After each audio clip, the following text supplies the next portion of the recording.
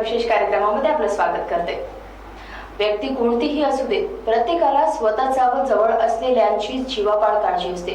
पण कोरोना हा विषाणू सर्वत्र पसरलेला असताना सामान्य जनता जर कॅन्सरग्रस्त असेल तर भीतीपोटी योग्य उपचार घेण्यास विचार करीत आहे। पण हा निर्णय आपल्या स्वास्थ्याकरिता चुकीचा ठरू शकतो। काळ हा कोरोनाचा असू देत किंवा कोणत्याही रोगाचा, जनतेने विचार करावा तो फक्त आणि फक्त आपल्या आरोग्याचा।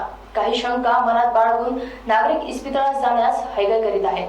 तर सद्यस्थितीत कोरोनाचा काळ असतानाही कॅन्सर या रोगावर कसे विशेष लक्ष दिले पाहिजे याबद्दलची माहिती आम्ही शंकरांमार्फत घेण्याचा प्रयत्न केला आहे, तेही कॅन्सर विशेषज्ञ यांच्याकडनं। तर जाणून घेऊया। कर्करोग व कॅन्सर हा शरीरातील पेशींच्या अनियंत्रित वाढीमुळे उद्भवणारा रोग आहे। प्रत्यक्षात कॅन्सर म्हणजे एक रोग नाही, 200हून अधिक प्रकारचे कॅन्सर आज ठाऊक आहेत। कॅन्सर कोणत्याही पेशीमध्ये, कोणत्याही ऊतीमध्ये आणि अवयवामध्ये होऊ शकतो। सर्व कॅन्सर मधील समान दुवा म्हणजे अनिर्बंध पेशींची वाढ होय। सामान्यपणे पेशी विभाजन क्रमाक्रमाने व नियंत्रित पद्धतीने होते।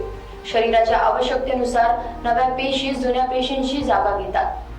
पेशी विभाजनाची ही नेहमीची पद्धत आहे। कधी कधी पेशी विभाजन नव्या पेशींची आवश्यकता नसताना होत राहते। या अतिरिक्त पेशींचे गाठोडे म्हणजे ट्यूमर। याबद्दल जाणून घेऊया associate consultant doctor Rohit Kakade यांच्याकडनं। जे प्रोसिजर आहे हो, तर हे पेट सिटी स्कॅनपेक्षा थोडं वेगळं आहे। कारण हे जे फ्लोरोडिऑक्सी ग्लुकोज आहे ते मीन्स लाईक असं कधी पण बनवू नाही शकत। Means like we have to order, means we have to schedule the patient. जसं सिटीसाठी वॉक इन असतो, पेशंट येऊ शकतो आणि स्कॅन होऊ शकतो। तर हे जसं रेडिओ ॲक्टिव्ह मटेरियल आहे तर हे सहजा आपल्याला मुंबई दिल्लीवरून येतं। तर लाईक आम्ही पेशंट्स प्लॅन करतो आणि मग त्यांना बोलवतो। समजा आता आमचा मंगळवारी आहे तर आम्ही मग एक टेंटेटिव्ह डेट देतो की एवढे पेशंट्स आणि आम्ही तेवढा FDG मागवतो। मग प्रोसिजर की लाईक फास्टिंग लागतं 6 तास। तर फास्टिंगचं लॉजिक काय आहे की cancer cells are rapidly dividing cells, तर त्यांचं ग्लुकोज डिमांड जास्त आहे। तर 6 तास उपाशी राहिलं तर आपलं ग्लुकोज शरीरातलं युज्ड अप होईल आणि मग ते सेल्स जे कॅन्सर सेल आहे ते स्टार होतील, म्हणजे उपाशीपोटी राहतील, तर त्यांचे डिमांड जास्त असतील। आणि मग जसं आपण हे FDG देतो which is similar to glucose molecule, ते मग it will be taken up by the cancer cells. कारण शरीरामध्ये ग्लुकोज फास्टिंग झाल्यावर सहजा कमीच होऊन जातं। सो मग ते पिकअप होईल, म्हणजे जास्त छोटंसं सेल पण असेल तो पण पिकअप करेल आणि तेच मग स्टेजिंग स्कॅन करू आपण तेव्हा, तर मग बेटर स्टेजिंगने हे होऊ शकतं। म्हणजे साधारण किती मिनिटांची असते ही? हां, तर हे लाईक पेशंट जेव्हा येतो तेव्हा मग आम्ही FDG देतो। FDG दिल्यावर साधारण 45 मिनिट वेटिंग असतं, कारण ते बॉडीमध्ये अपटेक होतो, म्हणजे it's taken up by the cells of the body, cancerous cells वगैरे। आणि मग नंतर स्कॅन होतो, जो स्कॅनला 15 ते 20 मिनिट लागतात। म्हणजे पहिले CT होतो आणि मग पेट CT होतो। तर CTला सहजा 4 मिनिट लागतात आणि पेट कंपोनेंट आहे तर त्याला 10 मिनिट लागतं। तर साधारण हाईट वेटच्या हिशोबाने आम्हाला मग ॲडजस्ट करावं लागतं। समजा हेवी वेट पेशंट असला तर त्याला थोडं जास्त टाईम वाढवावा लागतो स्कॅनचा, आणि हाईट वाईज तर साधारण 10 to 20 मिनिट्स सांगू शकतो। पेशंटला कशाकरिता वापरतात त्याबद्दल सांगा। आता पेट CT म्हणजे एक आता रेव्होल्युशनच आहे। मीन्स जे आपलं इमेजिंग मॉडॅलिटीजमध्ये म्हणू शकतो। जसं कॅन्सर सेल जे असतो, कॅन्सर म्हटलं की भीती वाटते, कारण तो लवकर पसरणारा आजार आहे। लवकर पसरणारा आजार का? कारण त्याची मायटोटिक ॲक्टिव्हिटी म्हणजे गुणाकार करण्याची क्षमता जास्त असते। तर पेट CTचं रॅशनल म्हणजे लॉजिक यूज करण्याचं आहे की आम्ही जे FDG पेट CT म्हणतो, तर FDG हे एक काय म्हणता एक ग्लुकोजसारखं मॉलिक्यूल आहे। म्हणजे त्याचं स्ट्रक्चर ग्लुकोजसारखं सिमिलर आहे। जसं तुम्ही आता कोविडमध्ये एक आपल्या DRDOने एक ड्रग डेव्हलप केलं आहे 2G2D ग्लुकोज, तसंच हे फ्लोरोडिऑक्सी ग्लुकोज आहे। तर कॅन्सर सेल्सचं मेटाबॉलिझम जास्त असतं, म्हणजे त्यांना ग्लुकोज जास्त लागतं। तर आपण ग्लुकोजच्या ऐवजी FDG देतो त्यांना, आणि त्याला आपण F18 एक मॉलिक्यूल आहे, रेडिओ ॲक्टिव्ह मॉलिक्यूल आहे, जे पॉझिट्रॉन इमिट करतं आहे। म्हणजे जे हे गॅमा, म्हणजे आमचं पेट CT मशीन ते औषध दिल्यावर जे गॅमा रेडिएशन निघतं, म्हणजे पॉझिट्रॉन इमिट होता, ते हे कॅप्चर करतं आणि we get a scan, means a image form होतो। So it's a hybrid modality PET CT। So PET is like molecular लेवलमध्ये, म्हणजे जे औषध जातं आहे, तर छोटा पण कॅन्सर सेल असेल तर it will be taken up by the pet CT, FDG pet CT। कोणत्याही म्हणजे कॅन्सर ट्रीटमेंट करता येते किंवा स्टेज वाईज हो हो दिलं जातं? आजकाल आता लाईक कॅन्सरचं हे आहे की proper staging is important for getting better outcomes. तर लाईक पेट सिटी हे मीन्स डेटा आहे की it helps in treatment planning, management आणि फॉलोअप करण्यासाठी पण. मीन्स लाईक इफ किमोथेरपी झाली आहे, रेडिएशन झालं आहे, तर आम्ही एक बेसलाईन स्कॅन करतो आणि मग जेव्हा ट्रीटमेंट कंप्लीट होते तेव्हा पण एक स्कॅन करतो. सो लाईक मग समजा किमोथेरपीला रिस्पॉन्स आला आहे तर काही टॉक्सिक ड्रग्ज असतात, किमो ड्रग्ज, त्यांचा आपण डोस कमी करू शकतो का ओमिट पण करू शकतो. So it helps in better treatment planning. आणि समजा रिस्पॉन्स समजा नाही आला तर आपण दुसरं रेजिमेंट पण चेंज करू शकतो. सिटीमध्ये कसं just you get a anatomical picture, पण याच्यामध्ये एक फंक्शनल असतं की FDG हां करू शकतो. नेसेसरी मीन्स प्रॉपर प्लॅनिंग झाली, स्टेजिंग कळलं तर it results in better outcome.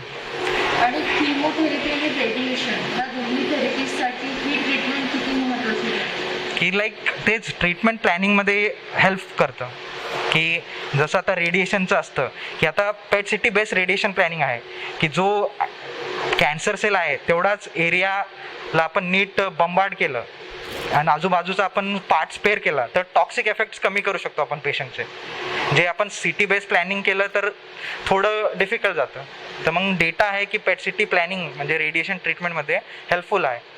जर कुठल्या पेशंटला कॅन्सर पेशंटला ही पेटसीटीची ट्रीटमेंट न करता बाकीच्या ट्रीटमेंट्स केल्या तर डिफरन्स काय आणि म्हणजे काय प्रॉब्लेम होऊ शकतो एका पेशंटकरिता रिट्रीट होण्यासाठी? समजा पेट सिटी स्कॅन नाही झाला म्हणजे आजकाल तर आता ही मॉडॅलिटी आता मोस्ट ऑफ द सिटीजमध्ये आलेलं आहे आणि कॉस्ट वाईज पण खूप कमी झालेलं आहे. सो समजा हे नाही झालं तर लाईक की समजा तेच डिझीज स्टेजिंग इनॲप्रोप्रिएट होईल की समजा कधी कधी स्टेज 2 डिझीज असेल तर समजा स्टेज 4 असेल का स्टेज 2 असेल तर ट्रीटमेंट चेंज होती.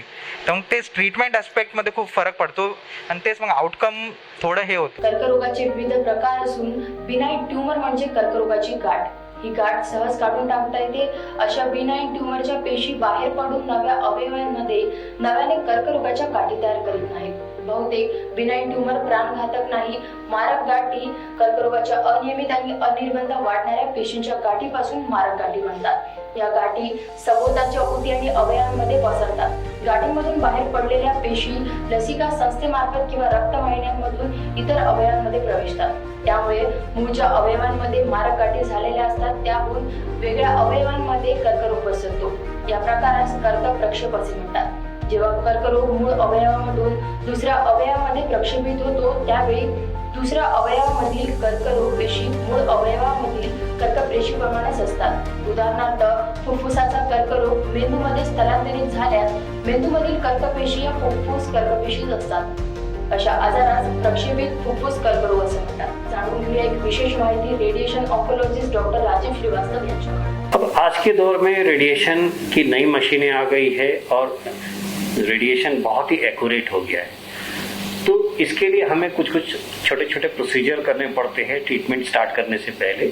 जैसे कि जब पहले पेशेंट आता है उसके रजिस्ट्रेशन हो जाते हैं और वो सारा निश्चित हो जाता है कि इसका रेडिएशन करना है. तो पेशेंट को सबसे पहले एक प्रक्रिया के लिए भेजा जाता है जिसको हम बोलते हैं मोल्डिंग. मोल्डिंग में क्या होता है कि हम एक कस्टमाइज इमोबिलाइजेशन डिवाइस बनाते हैं हर पेशेंट के लिए. उनका अपना होता है. इस बनाने का मतलब ये रहता है कि पेशेंट जब ट्रीटमेंट को जाता है तो ट्रीटमेंट इतना एक्यूरेट होता है कि पेशेंट अगर थोड़ा भी वहां पे हिलेगा तो रेडिएशन इधर उधर हो जा सकता है. इससे बचने के लिए ये कस्टमाइज इमोबिलाइजेशन बनाया जाता है कि पेशेंट एकदम स्टिल होके एकदम बिना हिले डुले मशीन पे ट्रीटमेंट ले सके. जब ये कस्टमाइज इमोबिलाइजेशन डिवाइस तैयार हो जाता है तब हम पेशेंट को एक दूसरे प्रोसीजर की ओर लेके जाते हैं जिसको बोलते हैं सिमुलेशन. सिमुलेशन एक प्रकार का सीटी स्कैन है. इसमें उस भाग का सीटी स्कैन किया जाता है जिस भाग में बीमारी होती है. ये इमेज लेने के बाद पेशेंट अपने घर चला जाता है. लगभग ये मोल्डिंग और सिमुलेशन 1 से 1.5 घंटे की प्रक्रिया होती है। पेशेंट उसके बाद अपने घर जाते हैं और हम उस पर प्लानिंग की प्रोसेस स्टार्ट करते हैं। प्लानिंग में अलग अलग स्टेप होते हैं, कंटूरिंग की जाती है, देन उसकी अलग अलग प्लानिंग के स्टेप्स होते हैं, सारी प्लानिंग की जाती है और देखा जाता है कि कैसे डोज को बिठाया जा सकता है, सारे ऑर्गन को कैसे सेव किया जा सकता है। क्योंकि आज की जो प्लानिंग है वो पहले के रेडिएशन से बहुत अलग हो गई है। आज हम जहां पर भी चाहे रेडिएशन दे सकते हैं, जिस ऑर्गन को चाहे बचा सकते हैं। तो ये सारी प्रक्रिया कंप्यूटर के द्वारा ये की जाती है। जब ये प्रक्रिया पूरी हो जाती है तो हम बोलते हैं पेशेंट का प्लान रेडी हो गया। इसमें लगभग आप अंदाज कहो तो 7 से 8 घंटे का टाइम लगता है एक पेशेंट के लिए। जब ये प्लान रेडी होके आता है तब इसको कुछ टेस्ट से गुजरना होता है, क्योंकि हमें पेशेंट की सेफ्टी के बारे में भी ख्याल रखना पड़ता है।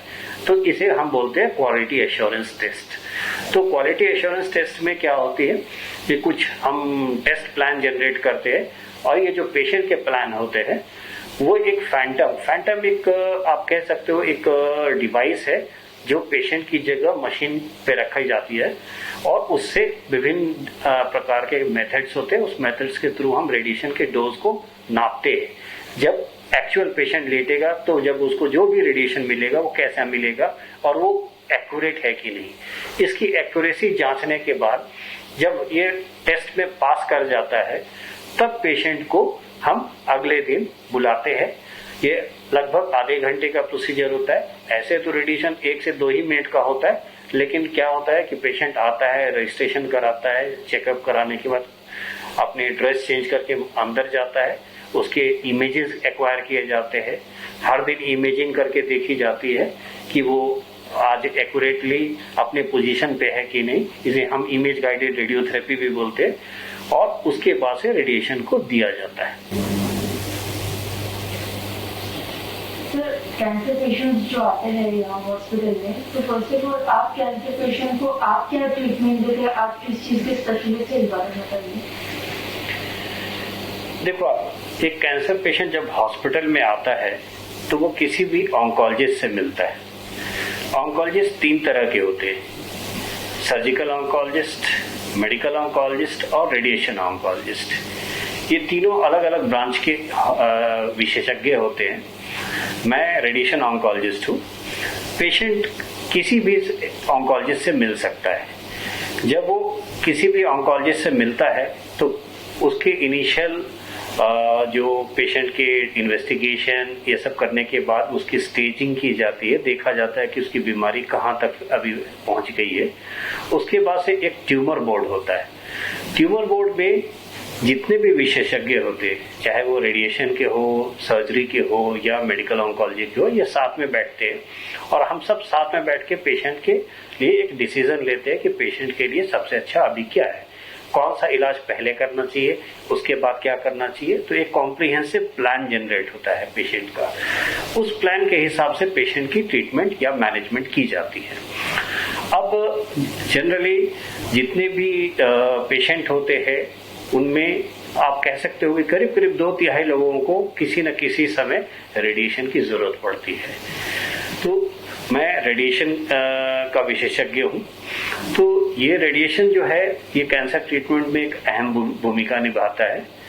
रेडिएशन को हम सारे स्टेज में इस्तेमाल कर सकते हैं। नॉर्मली कोई भी आप कैंसर को देखोगे तो ये हम 4 स्टेजों में बांटते हैं। तो शुरुआत के जो स्टेज होते हैं उनको अर्ली स्टेज कहते हैं और जो लास्ट के 2 स्टेजेस होते हैं उनको लेट स्टेजेस या एंड स्टेज भी आप कह सकते हो। तो अर्ली स्टेजेस में रेडिएशन का बहुत महत्व है। अर्ली स्टेजेस में रेडिएशन कभी कभी या तो आप ऑर्गन प्रिजर्वेशन का एम रखते हो तो बिना आप बहुत भारी सर्जरी किए हुए ऑर्गन को प्रिजर्व कर सकते हैं। जैसे वोकल कॉर्ड का ट्यूमर हुआ, वहां पे आप इसको प्रिजर्व कर सकते हैं। तो ये हो गया। या मान लीजिए कभी किसी पेशेंट की सर्जरी हुई, उनको उसमें एज अ एडजुवेंट ट्रीटमेंट किया जा सकता है। या कोई पेशेंट की कभी कभी कीमो के बाद जरूरत पड़ती है तो रेडिएशन उसमें एज अ एडजुवेंट काम करता है। साथ ही साथ जब एंड स्टेज डिजीज हो जाए, मतलब पेशेंट लास्ट स्टेज में आ जाए, वहां पे भी रेडिएशन का बहुत इंपॉर्टेंट रोल है। क्योंकि उस समय पेशेंट ऐसे तो ठीक नहीं हो सकता, लेकिन उसकी जो प्रॉब्लम्स है, जो उसको कष्ट हो रहे हैं, तकलीफें हो रही है, जैसे बोन पेन है या मान लीजिए कहीं ब्लीडिंग हो रहा है, तो ये सबसे बचने के लिए पेशेंट की क्वालिटी को ऑफ लाइफ को सुधारने के लिए, जो उसके दिन रात वो जो परेशानी से जूझ रहा है उससे बचने के लिए रेडिएशन का इस्तेमाल किया जाता है, जिसे कहते हैं पैलिएटिव रेडियोथेरेपी। तो रेडिएशन एज अ पैलिएशन में भी काम करता है। इसी के साथ साथ अभी आजकल रेडिएशन ने इतनी तरक्की कर ली है कि कुछ ऐसे साइट जैसे ब्रेन में जहां पर आप सर्जरी नहीं करना चाहते क्योंकि डीप सीटेड ट्यूमर है, बहुत ही अंदर ट्यूमर है, वहां पर आजकल रेडिएशन के बहुत हाई डोज को देकर, जिसका नाम है स्टीरियोटैक्टिक रेडियोथेरेपी, जिसको SRS बोलते हैं, तो ऐसे में एक आप इतना हाई डोज रेडिएशन एक पिन पॉइंट जगह पर देते हो तो वो ट्यूमर गायब हो जाता है और बिना सर्जरी किए हुए आपको एकदम सर्जरी जैसा इफेक्ट आ जाता है। तो आजकल रेडिएशन में बहुत तरक्की है, बहुत सारे डिफरेंट मेथड्स आ गए हैं। सर, एक पेशेंट फिलहाल कोविड का सिचुएशन चल रहा है, तो एक पेशेंट को डर रहता है कि हम कोई भी हॉस्पिटल जाएंगे, ये लोग देखो, ये जो आजकल कोविड का माहौल चल रहा है और ये पिछले 1.5-2 सालों से चला आ रहा है, लेकिन कोई भी ट्रीटमेंट कोविड के लिए रुकता नहीं। कैंसर अपनी जगह है और कैंसर का इलाज भी अपनी जगह पे है, उसको हम रोक नहीं सकते। अभी ऐसा बहुत देखने को हमें मिला है कि पेशेंट कोविड के डर से हॉस्पिटल नहीं आना चाहते, लेकिन इसमें उनका क्या होता है कि उनकी स्टेज बढ़ती जाती है और जो बीमारी आप अर्ली स्टेज में है, जिसका पूर्णतः इलाज पॉसिबल है, वो लेट स्टेज में चला जाता है। तो मैं सबसे ये कहना चाहूंगा कि आप पहले मन से ये डर निकाल दें, क्योंकि कैंसर आपके लिए रुकेगा नहीं। और हमारा जो ये हॉस्पिटल है, यहाँ पे कोविड के लिए हम बहुत केयर करते हैं। अलग अलग जगह पर स्क्रीनिंग की व्यवस्था की गई है। सबसे पहले जब पेशेंट गेट के अंदर घुसता है, वहीं पे उनकी स्क्रीनिंग होती है। पेशेंट जितने रिलेटिव है उनकी थर्मल स्क्रीनिंग, उनकी सारे ट्रैवल हिस्ट्री से लेके उनके कॉन्टैक्ट हिस्ट्री के बारे में उनसे फॉर्म लिया जाता है, उनके बारे में पूछताछ की जाती है, फिर पेशेंट आता है। अब अगर कोई पेशेंट रेडिएशन पे जाना होता है तो रेडिएशन बहुत ही लंबा काम है, ये करीब 1.5-2 महीने चलता है। तो पेशेंट हर दिन अपने घर से आता है, तो अगर एक भी पेशेंट को कोविड हुआ तो वो बाकी सबके साथ मिक्स होगा तो प्रॉब्लम हो सकती है। इससे बचने के लिए ये प्रक्रिया डेली दोहराई जाती है। उसके बाद जब पेशेंट रेडिएशन के लिए रेडिएशन के नर्सिंग स्टेशन पे पहुंचता है, वहां पर फिर से उसकी स्क्रीनिंग की जाती है और हर पेशेंट का एक रैपिड एंटीजन टेस्ट कोविड के लिए किया जाता है, ताकि अगर कोई पेशेंट एसिम्प्टोमेटिक है तब भी हम उसको पहचान सके और उसको बाकी लोगों से अलग कर सके। इसके बाद जब पेशेंट ट्रीटमेंट को जाता है तो वहाँ ट्रीटमेंट मशीन पर जो मशीन है जहाँ पे पेशेंट लेटता है, वो काउच, उसको भी हर प्रोसीजर के बाद सैनिटाइज किया जाता है। उसके जितने भी वहाँ पे इस्तेमाल होते हैं लिनेंस, उसको चेंज किया जाता है। तो हर स्टेप पे ये सुनिश्चित किया जाता है कि पेशेंट जो नॉर्मल पेशेंट है और या पेशेंट जिनको थोड़ा भी सिम्टम है उनको अलग कर दिया जाए। कोई भी पेशेंट जिनको कोविड के थोड़े भी लक्षण हो वो इसमें आके मिक्सअप ना हो। और एक बात जो हमको जानना बहुत जरूरी है कि जो कैंसर पेशेंट होते हैं ये थोड़े इम्यूनो कॉम्प्रोमाइज्ड होते हैं, तो इनमें कोविड होने का खतरा थोड़ा ज्यादा बढ़ा रहता है। इसलिए मल्टीपल स्टेप पे जो हम जांच करते हैं, इससे ये हम सुनिश्चित करते हैं कि कोई भी कोविड का पेशेंट इन पेशेंटों के साथ मिक्सअप ना हो। तो इस तरह से हम पूर्णतः ख्याल रखते हैं कि यहाँ पे कोई भी कोविड का पेशेंट इन नॉर्मल पेशेंट के साथ मिक्सअप ना हो। इसलिए किसी भी पेशेंट को घबराने की जरूरत नहीं है। यहाँ पे वो अपना आके रेडिएशन करा सकता है, अपना ट्रीटमेंट बड़े आराम से करा सकता है। काफी ज्यादा पैक है, तो एक पेशेंट का सेफ्टी मेजर क्या है? देखो, आप रेडिएशन अगर कोई पेशेंट लेने आता है तो उसे इस कमरे में अकेले रहना पड़ता है, क्योंकि यहाँ पे रेडिएशन चल रहा है। तो जैसा कि आप देख सकते हो कि यहाँ पे बहुत सारे कैमरे लगे हुए हैं। यहाँ पे ऑडियो विजुअल की व्यवस्था है और बाहर में एक कंसोल होता है जहाँ पे लगातार लाइव इमेज आ रहा है, जिसको हम पेशेंट के ऊपर फोकस कर सकते हैं। 2 वे कम्युनिकेशन होता है, पेशेंट के साथ बातचीत कर सकते हैं, ड्यूरिंग ट्रीटमेंट भी हम बात कर सकते हैं। इसके अलावा जगह जगह आप देखोगे यहाँ पे स्विचेस लगे हुए हैं, इमरजेंसी स्विच इवन काउच के साइड में भी लगे रहते हैं। तो अगर कहीं पर भी पेशेंट को ऐसा लगता है कि अभी मुझे कुछ खतरा है या कुछ प्रॉब्लम है, वो स्विच को दबा सकता है या हाथों से भी इशारा करेगा, तब भी हम बाहर से कर सकते हैं क्योंकि हम लगातार उसके साथ संपर्क में रहते हैं। इसके अलावा ये जो मशीन होती है ये खुद बहुत सेंसिटिव होती है। इसमें तरह तरह के डिवाइस और सेंसर लगे होते हैं। तो ये जब घूमता है, अगर मान लो कि आप पेशेंट के बहुत संपर्क में आने लगे या बहुत नज़दीक आ जाए, तो इसमें टच गार्ड की व्यवस्था रहती है। टच करते के साथ वो सेंस कर लेता है और वो खुद से बंद हो जाता है। तो पेशेंट यहाँ पे एकदम सुरक्षित रहता है, उसे कभी कुछ नहीं होता। अगर उसे कुछ महसूस होता है तो वो बोल सकता है, इशारे से बता सकता है, बोल के भी हम बता सकता है, और चाहे तो ये इमरजेंसी स्विच को दबा के भी चीज़ों को रोक सकता है। मशीनरीज को किस तरीके से यूज़ करते हैं इस बारे में बताइए। देखो मैंने आपको उस समय बताया था कि रेडिएशन में बहुत सारे हमें प्रोसीजर्स करने पड़ते हैं, स्टेप्स करने पड़ते हैं, और इन सारे स्टेप्स के पीछे एक बहुत बड़ी टीम काम करती रहती है। जैसा आप देख सकते हैं, रेडिएशन एक टीम वर्क है। इसमें डॉक्टर्स के साथ साथ फिजिसिस्ट रहते हैं, टेक्नीशियंस रहते हैं, नर्सिंग स्टाफ है, हाउसकीपिंग है, सबका अपना अपना एक रोल होता है। तो जब पेशेंट आता है, नर्सिंग स्टाफ के थ्रू गुजर जाता है और उनके सारे वर्कअप्स हो जाते हैं। मोल्डिंग मैंने आपको बताया था, ये आप देख सकते हैं कि इस तरह का हम कस्टमाइज मोल्ड बनाते हैं पेशेंट का। हर पेशेंट का एक अपना मोल्ड होता है। इसका मकसद एक ही होता है कि पेशेंट मशीन पर आराम से लेटे और इधर उधर हिले नहीं, जिससे कि हम एक्यूरेटली फोकस कर सके रेडिएशन को।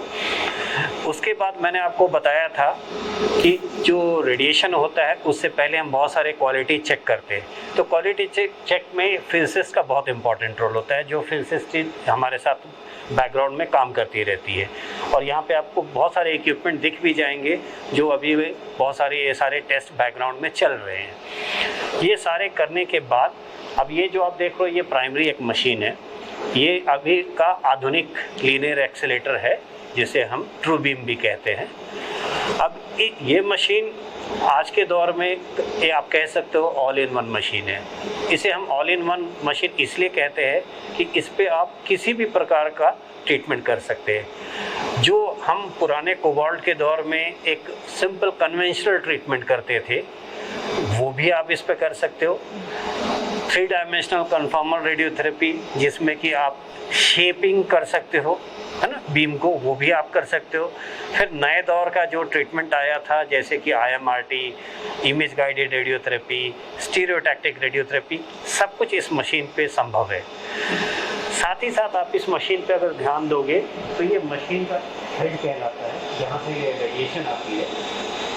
इसके अलावा इसके साइड में आपको 2 आर्म भी दिखते हैं। तो ये मशीन न केवल रेडिएशन देता है, ये मशीन साथ ही साथ इमेज लेने के लिए भी केपेबल है।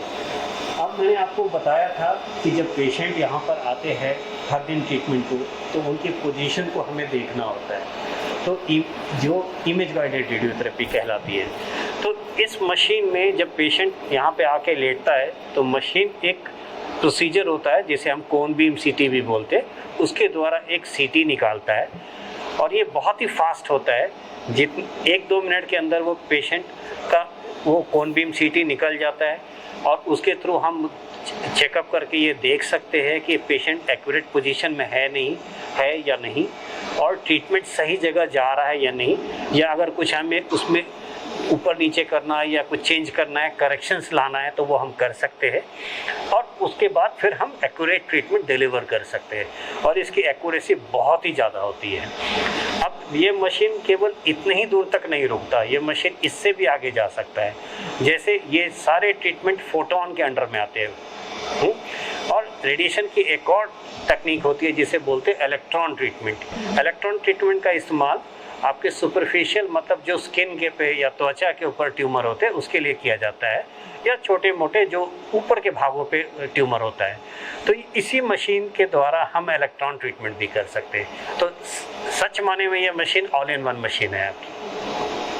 कर्करोगाचे मुख्य प्रकार असून कार्सिनोमा त्वचेमधून किंवा इतर अंतर्गत अवयवांच्या आवरणातील ऊतींमधून उगम पावणाऱ्या कर्करोगाचे नाव आहे। सार्कोमा हाडे, गुर्जा, चरबी, स्नायू, रक्तवाहिन्या अथवा इतर आधारित ऊतींमध्ये सुरू होणारा कर्करोग आहे।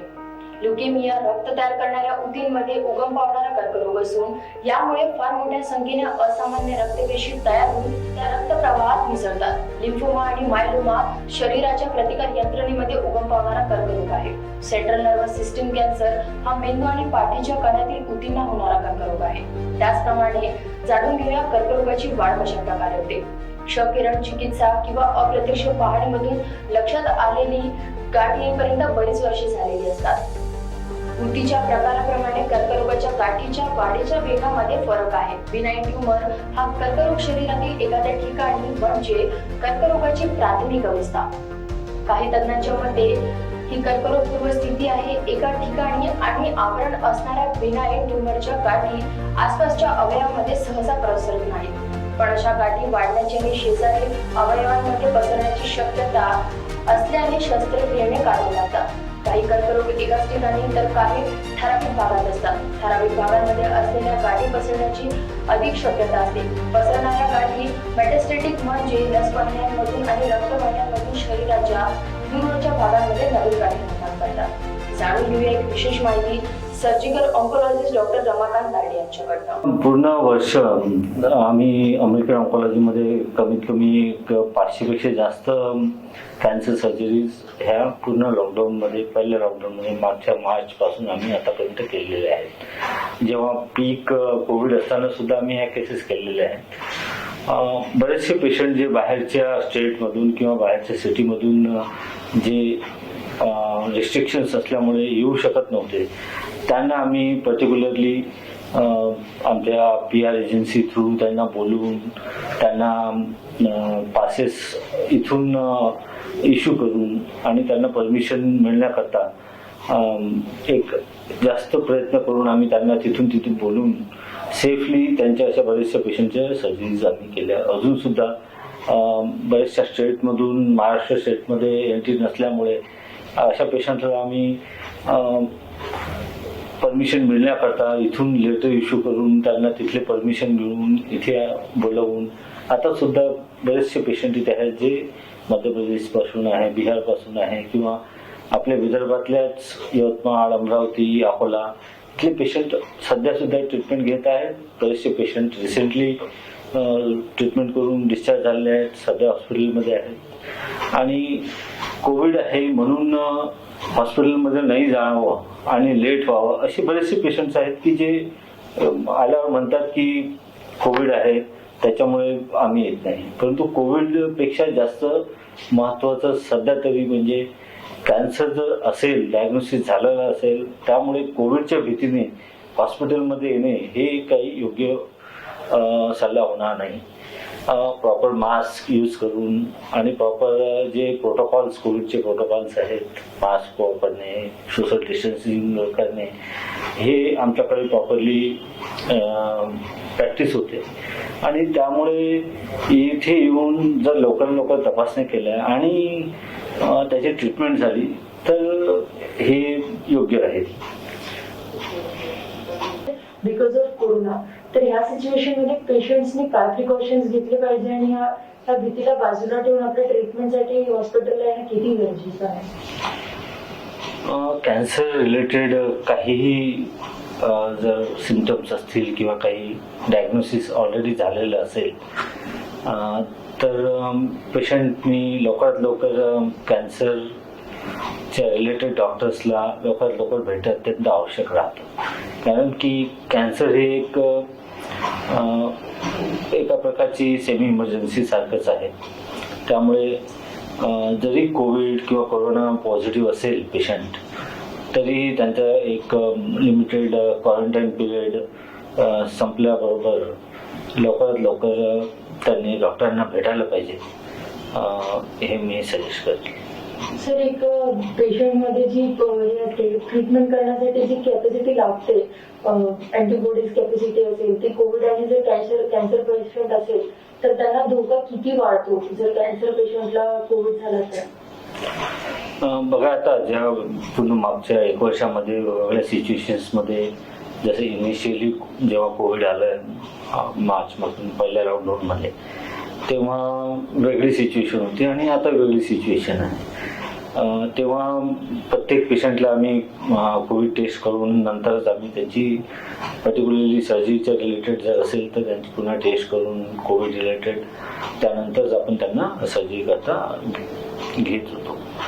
आता सिच्युएशन वेगळी झालेली आहे. बरेचदा पेशंट सर्जरीसाठी जेव्हा घेतो आणि त्याचं रुटीन इन्व्हेस्टिगेशन आपण जेव्हा करतो त्यामध्ये विदाऊट सिम्पटम किंवा विदाऊट सिटी फाइंडिंग सुद्धा पेशंट पॉझिटिव्ह येतात आणि त्यामुळे त्यांची ट्रीटमेंट डिले होण्याचे चान्सेस राहतात. अशा केसेसमध्ये आम्ही हे प्रयत्न करतो की लवकरात लवकर त्यांची जी ट्रीटमेंट आहे ही as a semi emergency, cancer हा जास्त दिवस आपण वाट पाहू नाही शकत असल्यामुळे त्यांना लवकर सर्जरी करता घेण्यासाठी काय करू शकतो याच्यात आम्ही जास्तीत जास्त प्रयत्न करतो. तेही सर्व कोविड प्रोटोकॉल लक्षात घेऊनच. सर, ॲज अ सर्जन म्हणजे तुम्हाला याबद्दल आम्हाला माहिती द्या की जे स्टेजेस असतात कॅन्सरचे, फर्स्ट टू फोर्थ, तर या प्रत्येक स्टेजमध्ये सर्जरी ही नेसेसरी आहे किंवा काही स्टेजेसमध्ये आपण काही ट्रीटमेंट थ्रू कॅन्सरला काढू शकतो पेशंटमधनं? स्टेजेस जसं तुम्ही म्हणाला की 1 ते 4 पर्यंतच्या जनरली असं कॅन्सरच्या स्टेजेस राहतात. सर्जरीचा रोल प्रत्येक ऑर्गन किंवा प्रत्येक अवयवाचा जो कॅन्सर राहतो त्याच्या स्टेजेसनुसार त्याचा रोल येतो सर्जरीचा. तर इनिशियल स्टेजेसमध्ये कुठलंही कॅन्सर जसं स्टेज 1 किंवा स्टेज 2 असेल जो दुसरीकडे फैललेला नसेल अशा स्टेजेसमध्ये सर्जरीचा रोल हा पहिल्यांदा येतो. जशा दुसऱ्या मॉडॅलिटी सुद्धा आहेत, किमोथेरपी आहे, रेडिएशन आहे.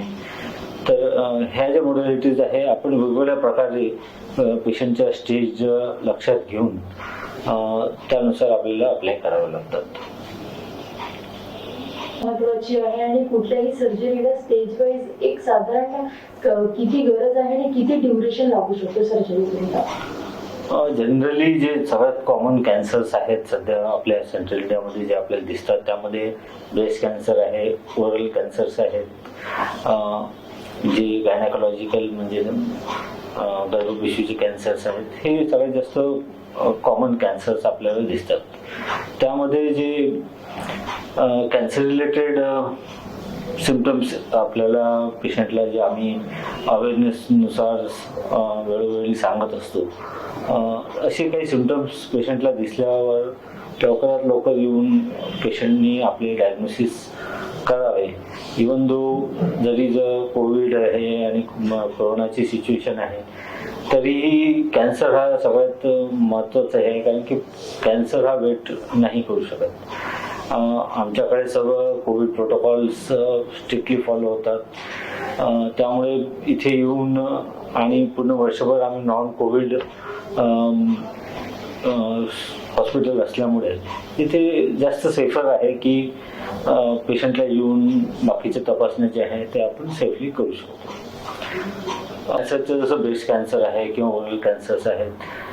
ब्रेस्ट कॅन्सरचं जसं सिम्पटम म्हणायचं म्हटलं तर त्यामध्ये स्तनामध्ये गाठ असणे किंवा काखेमध्ये गाठ असणे किंवा स्तनाच्या स्किनमध्ये काही चेंजेस असणे हे कॉमन सिम्पटम्स असतात. ओरल कॅन्सर हा सगळ्यात जास्त कॉमन असतो, जे यंग जनरेशन्समध्ये जास्त दिसतात आणि त्यांच्यामध्ये जास्त दिसतो जे तंबाखू आणि स्मोकिंग किंवा तंबाखूजन्य पदार्थ जे यूज करतात त्यांच्यामध्ये जास्त दिसून येतात. तर कॅन्सरची भीती न बाळगता जर आपल्याला असे काही सिम्पटम्स दिसले जसे तोंडामध्ये अल्सर असणे किंवा ब्रेस्टमध्ये काही गाठ असणे किंवा मासिक पाळीमध्ये काही प्रॉब्लेम असणे असे काही सिम्पटम्स असले तर लवकरात लवकर कॅन्सर स्पेशालिस्ट किंवा आपले सर्जन किंवा आपले जे फिजिशियन्स आहेत, जनरल फिजिशियन्स आहेत त्यांना लवकरात लवकर दाखवलं आणि लवकरात लवकर जर अर्ली स्टेजेसमध्ये डायग्नोसिस झालं तर कुठलाही कॅन्सर हा दुरुस्त करण्याचा म्हणजे क्युअर करण्याचा चान्सेस आपल्याला वाढतात. सर त्याच अनुषंगाने एक हा प्रश्न आहे की जसं लहान मुलं झालं त्यांच्यामधला पण हा कॅन्सर आपल्याला त्यांना काय होतो हा आपल्याला त्याबद्दलची माहिती थोडीशी हवी आहे. आणि दुसरं म्हणजे जर कॅन्सर बद्दल आपल्याला काही माहितीच नसेल, काही जर आपल्याला सिम्पटम्स न दिसता कॅन्सर होणं शक्य आहे का, आणि जर तसं असलं तर किती स्टेज पर्यंत तो वाढू शकतो आणि त्याला डिटेक्ट कसं करायचं त्याबद्दल. लहान मुलांमध्ये जास्त कॉमन कॅन्सर्स जे असतात ते युजली ब्लड कॅन्सर्स किंवा लिम्फ नोड्सचे जे कॅन्सर झालं तुमच्या शरीरामध्ये म्हणाल तर लिम्फ नोडचे कॅन्सर, ब्लड कॅन्सर आणि बोन कॅन्सर जे आहेत हे जास्त आढळून येतात आणि त्याचे सिम्पटम्स युजली लवकर न कळल्यामुळे आणि खूप अग्रेसिव्ह कॅन्सर्स असल्यामुळे लवकरात लवकर आपल्या फिजिशियन्सला दाखवून त्याचे जास्त डिले न करता जर त्याची ट्रीटमेंट झाली तर त्यामध्ये सुद्धा पेशंटला ठीक करण्याचे चान्सेस हे आपल्याला वाढू शकतात. कर्करोगावर उपचार करण्याच्या पद्धती अनेक आहेत. शस्त्रक्रिया हा पहिला उपचार आणि रेडिएशन किंवा किमोथेरपी कर्करोगाचे अनेक प्रकार असल्याने एकाच प्रकारचा उपचार कॅन्सर बरा करू शकत नाही. अचूक निदान आणि दररोज नव्या औषधांची पडणारी भर यामुळे आज 58% कॅन्सर बरे होतात किंवा आटोक्यात राहू शकतात. 63% कॅन्सरांमध्ये उपचारानंतर रुग्ण सामान्य आयुष्य जगू शकतो. कोणाला कर्करोग होण्याची शक्यता अधिक आणि कोणाला नाही हे मात्र अजून नक्की सांगता येणार नाही. कॅन्सर कोणाला होण्याची शक्यता आहे हे मात्र सांगता येते. कॅन्सरचा धोका काही व्यक्तींमध्ये वाढतो, त्याचप्रमाणे काही उपायांमुळे कॅन्सर धोक्याचे प्रमाण कमी होते. असे असले तरी डॉक्टरना एखाद्या व्यक्तीस कॅन्सर का झाला हे सांगता येत नाही. उदाहरणार्थ फुफ्फुसाचा कॅन्सर होण्याची शक्यता धूम्रपानामुळे वाढते, पण धूम्रपानामुळे कॅन्सर नक्की होईलच असे नाही. आयुष्यात कधीही सिगरेट न ओढणाऱ्या व्यक्तीस कदाचित फुफ्फुसाचा कॅन्सर होईल. कॅन्सर होण्याची शक्यता असलेल्या कोणत्याही कारणांचा जवळपास कधीही नसलेल्या व्यक्तीस सुद्धा कॅन्सर झाल्याचे आढळून आले आहे.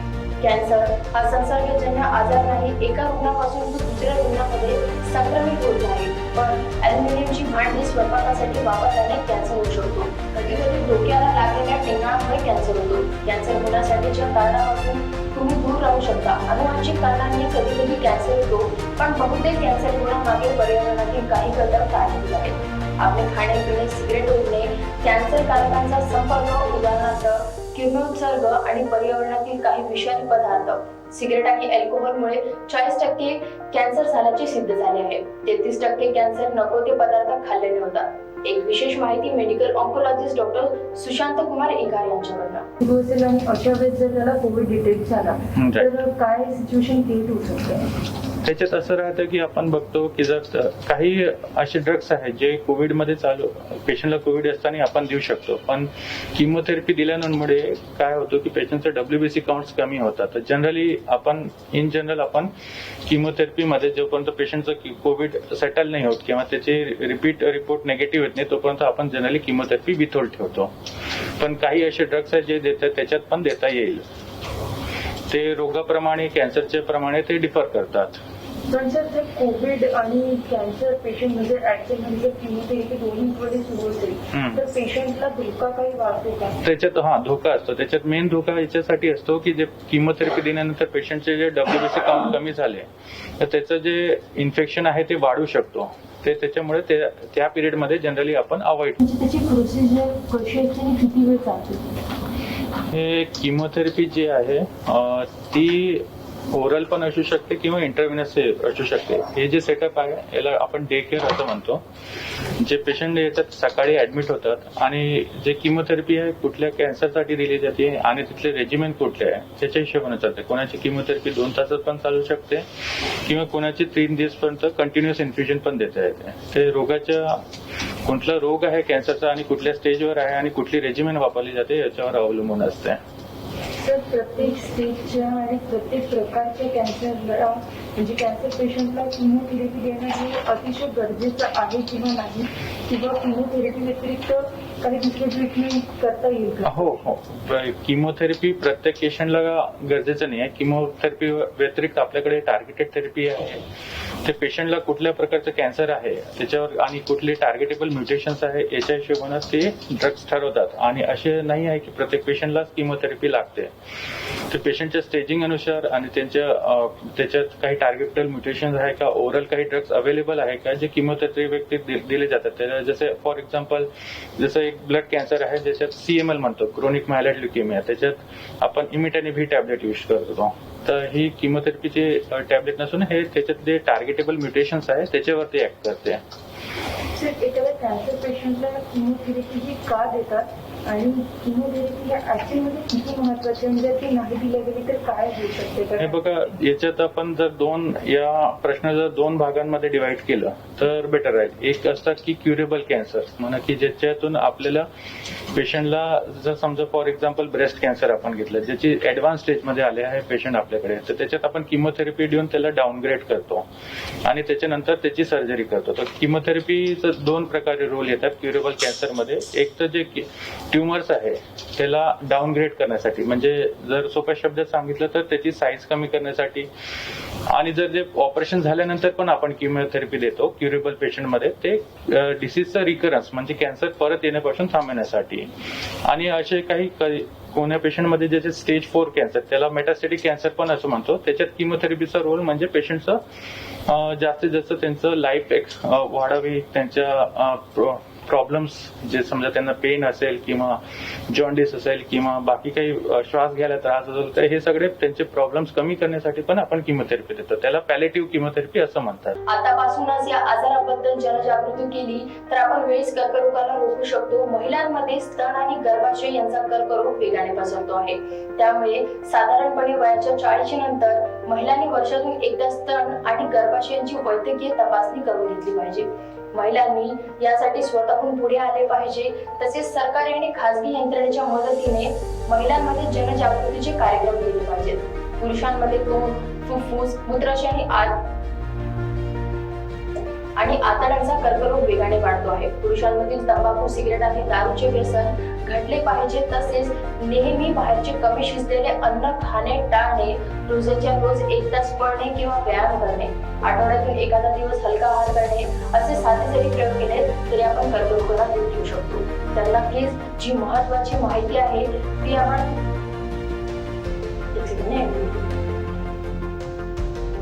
तर नक्कीच येणाऱ्या काळात कर्करोगापासून वाचण्यासाठी आपण योग्य ते प्रयत्न करू ही आशा मात्र आम्ही बाळगलेली आहे. कॅमेरामॅन बादल नंदनवारसह पुनम रेवतकर, शंभरनाथ न्यूज, नागपूर.